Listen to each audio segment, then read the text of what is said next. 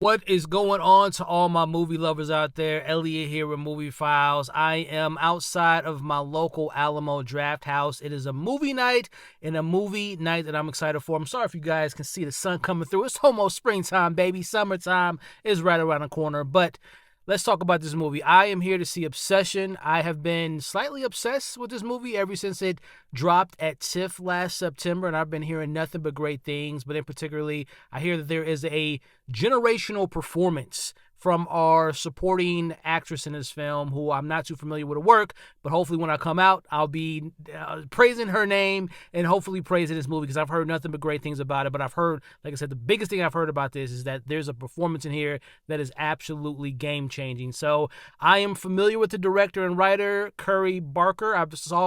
I watched a lot of his skits during the pandemic. He's a pretty funny guy, and it's just another, if this works out, this is another example of a guy that comes from comedy, right? Jordan Peele, and there's many other examples, you know. Also, he's a sketch that did the YouTube, the TikTok. So we're in this new generation where a lot of the creatives are coming from a space that wasn't normally a space to come from in regards to YouTube and TikTok and so on and so forth. So I'm excited. I will be back in about 2 hours. Hopefully it'll be not as bright. You guys can see me.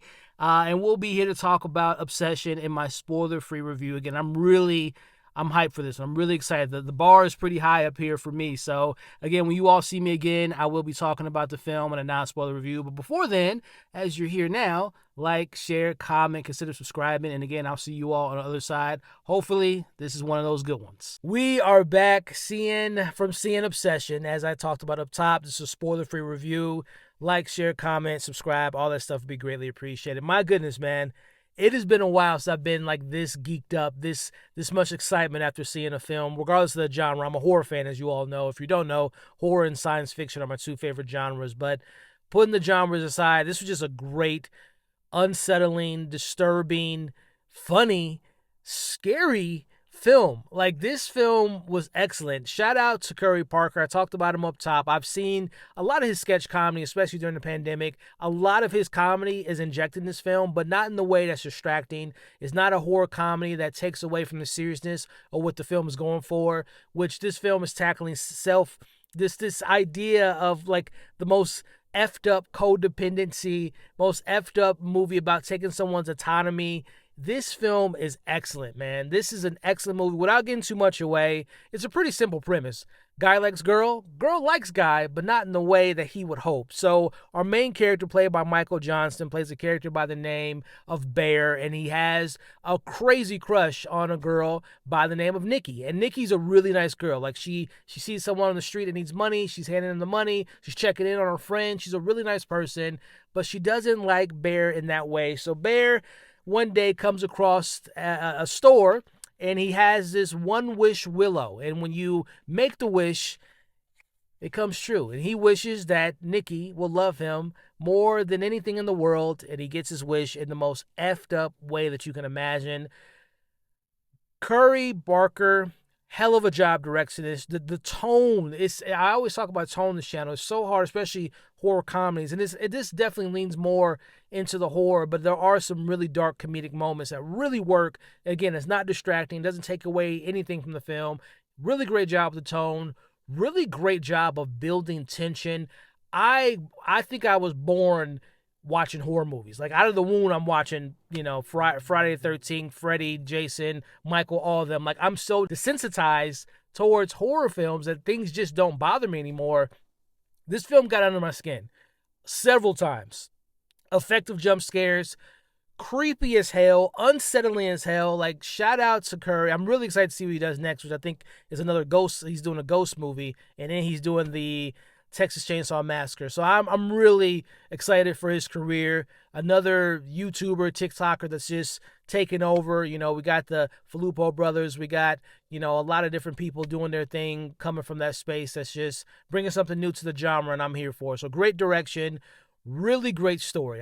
He wrote and directed this. I really enjoyed the story, again, about what happens when you take someone's will and their autonomy and you inflict your own selfishness into someone, and what that turns into, what it manifests into, is terrifying. And I just love how the film plays with that. So it's such a well-written film with, again, a great tone. with some really great performances. Michael Johnston, like I said, plays our main character, Bear. To play the nice guy, but a selfish guy, a guy that wants love, that wants to give love, but what he does to get that, it makes him a bad guy, essentially. And I thought that he was fantastic. But I hope I get her name right. Inde Navarrette, if I'm not mistaken. I'll put her name on the screen now.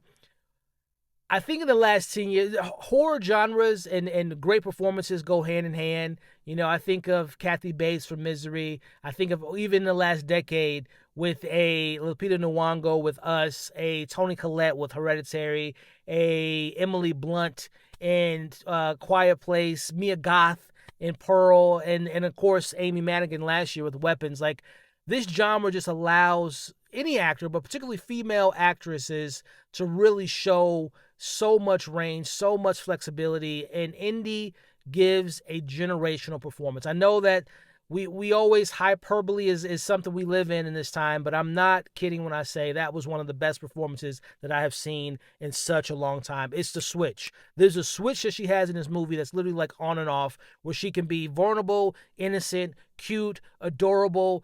Just you want to give her a hug because she's just so loving, and then she turns because of this particular wish that has a hold on her, this possession of a sorts. And the way she gets into those darker levels, those sinister levels, those just despicable moments from this character was just incredible. Like, there's not a moment, there's not an acting choice that she just doesn't knock out of the park. Every choice, the facial expressions, the way she speaks, the physicality in the role. Like, I know it's impossible. I don't want to say impossible because of Amy Mannequin, but if Amy Madigan, which she was great in Weapons as Aunt Gladys, if she can get the recognition she got, again, I don't think this film's going to have that Weapons level of buzz, but I can only hope. If in some universe, in some multiverse, if this film is able to generate buzz, I think that Inde can get a nomination. That's how incredible the performance was. If there were any criticisms for me, it does in every movie, not every movie, but movies have to find its rhythm, has to find its way, has to find the tone, has to find what it's going for. It does take a little bit to finally get, like, once this gets broken, that's when the film finds its life and really gets going and just takes off. But it does take a little bit to get going. That's maybe my biggest gripe. And there's something in the third act that I'm just like, oh, that okay. I it's funny, but I'm like, I wish we could have, did something else in that moment. But that's just like a little nitpick.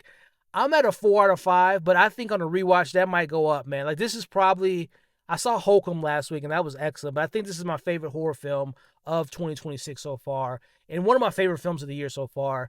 If you get a chance to see Obsession, I recommend you all give it a chance. It is a smaller independent horror film by Focus Features in collaboration with Blumhouse, but this was excellent, man.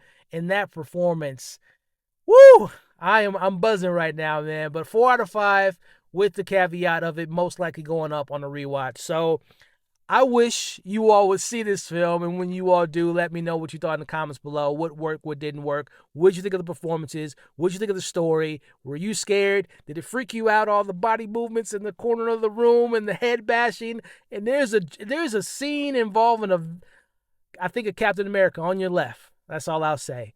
Like, share, comment, consider subscribing. I'm going to be seeing Is God Is tomorrow. I don't know where I'm going to put this video up, but keep an eye out for the reviews, TV reviews, movie reviews, and so much more. Thank you all for watching, and I'll catch you all on the next video.